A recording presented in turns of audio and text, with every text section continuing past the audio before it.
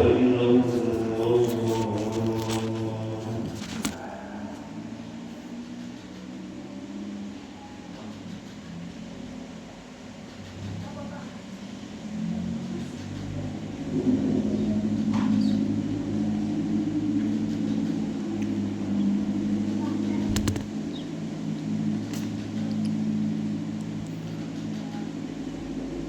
Innal hamdalillah nahmaduhu wa nasta'inuhu wa nastaghfiruhu wa na'udzu billahi min syururi anfusina wa min sayyiati a'malina may yahdihillahu fala mudhillalah wa may yudlil fala hadiyalah.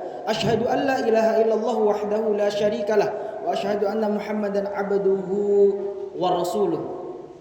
Allahumma shalli wa sallim wa barik wa karim wa 'azzim ala sayyidina Muhammad wa ala ali sayyidina Muhammad addal amanah wa ballaghar risalah wa nasahati lil ummah wa ala alihi wa ashabihi wa man tabi'ahum bi ihsanin ila yaumiddin.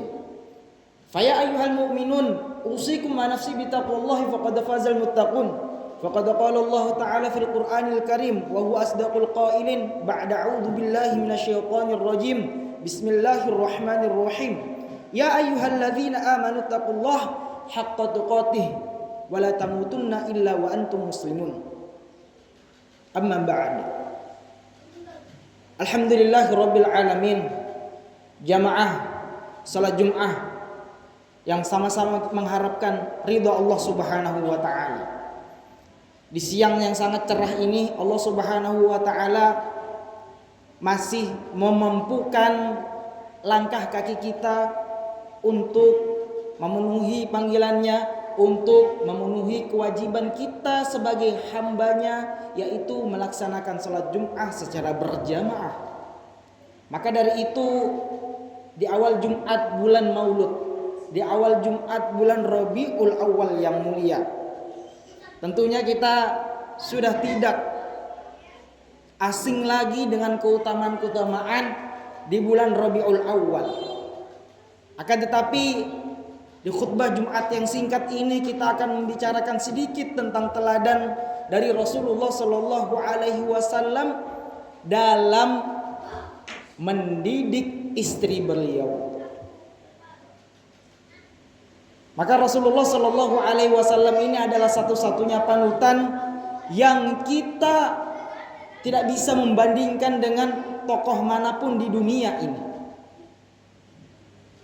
Karena Nabi Shallallahu Alaihi Wasallam dalam mendidik istrinya mempunyai jalan pikiran beliau sendiri, mempunyai tata cara yang dituntun langsung oleh Allah Subhanahu wa taala. Maka ketika kita memahami tentang konsep qawwam atau konsep kepemimpinan laki-laki dalam rumah tangga atau konsep kepemimpinan laki-laki di dalam Islam yang dijelaskan di dalam surah An-Nisa ayat 34, ar-rijalu qawwamuna 'alan nisa. Maka tidak serta-merta laki-laki di sini diartikan sebagai pemimpin ternyata. Ibnu Katsir dalam tafsirnya menyatakan bahwasanya lafaz qawwam adalah memiliki arti yang berarti bertanggung jawab secara penuh terhadap istri dari ujung rambut sampai ujung kaki, memberikan pelayanan batin, memberikan pelayanan fisik, juga menyediakan pendidikan-pendidikan yang sekiranya suami ini tidak mampu untuk mendidiknya. Itulah makna dari qawwam.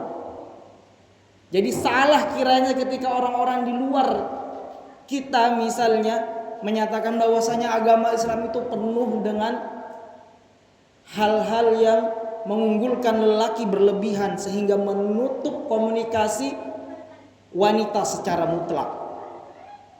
Maka dari ini pernikahan disebutkan di dalam Al-Qur'an dalam surah Ar-Rum ayat 21. Wa min ayatihi an khalaqalakum min anfusikum azwajan litaskunu ilaiha. Dan sebagian dari tanda dari Allah Subhanahu wa taala, sebagian dari ayat-ayatnya adalah dijadikan kalian itu berpasang-pasangan dan dari golongan kalian sendiri. Agar apa? Agar kalian tenang, litaskunu ilaiha. Tenang, sakinah. Menjadi tempat pula yang baik bagi pasangan masing-masing. Maka setelahnya diberi ketenangan, Allah Subhanahu wa taala juga menurunkan wa ja'ala bainakum mawaddatan wa rahmah. Dan Allah Subhanahu wa taala menurunkan mawaddah, rasa kasih, juga wa rahmah, rasa sayang. Maka dari itu ketika Rasulullah Shallallahu alaihi wasallam ditanya oleh Urwah bin Az-Zubair melalui lisan mulia ibunda Sayyidatuna Aisyah radhiyallahu anha, beliau menjawab dengan tegas bahwasanya Nabi Shallallahu alaihi wasallam itu ketika di rumah kana yakunu fi mihnati ahlihi. Jadi Nabi adalah orang yang bersedia menolong hal-hal sepele di rumah untuk meringankan beban-beban istri. Fa idza hadaratis shalah kharaja ila shalah. Ketika adzan dikumandangkan, panggilan salat itu ada, maka Nabi Shallallahu alaihi wasallam bergegas untuk kemudian salat. Jadi antara ibadahnya di masjid dengan ibadahnya di rumah seimbang. Jadi salah kiranya ketika ada dari kita sebagai suami, sebagai seorang ayah, ibadahnya di masjid tekun, tapi ketika di rumah hilang ibadah-ibadah tersebut. Anak-anak dicaci sana sini, istri tidak mendapatkan ketenangan, menjadi nol ibadah kita di hadapan Allah Subhanahu wa taala. Seharusnya seimbang ibadah di masjid dengan ibadah di rumah. Maka dari itu Rasulullah sallallahu alaihi wasallam menyiratkan bahwasanya khairukum li ahli. Sebaik-baiknya kita itu adalah orang yang paling baik terhadap istri kita. Maka Nabi menyampaikan wa ana khairukum li ahli, dan aku adalah orang yang terbaik pada istriku, kata Nabi sallallahu alaihi wasallam.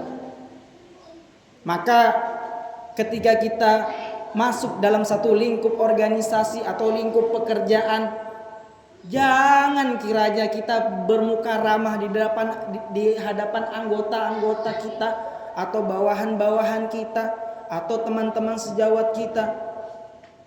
Akan tetapi ketika sampai di rumah, muka kita lipat kembali, senyum setitik pun tidak ada.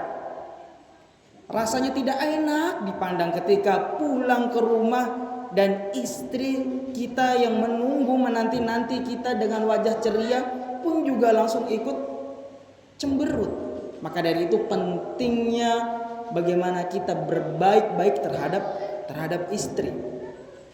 Maka kesimpulannya adalah paling tidak yang diajarkan oleh Rasul Shallallahu Alaihi Wasallam ada 4. Yang pertama adalah istri atau pasangan kita diberikan komunikasi atau kewajiban atau berhak dia memberikan usulan. Yang pertama. Dan yang kedua adalah kita berlemah lembut terhadap istri kita. Dan yang ketiga adalah hak mereka untuk dididik, baik itu secara duniawi, baik itu secara agama. Dan yang keempat adalah hal yang tidak kalah penting, adalah bagaimana seorang istri itu dibantu pekerjaan-pekerjaan kecilnya di rumah.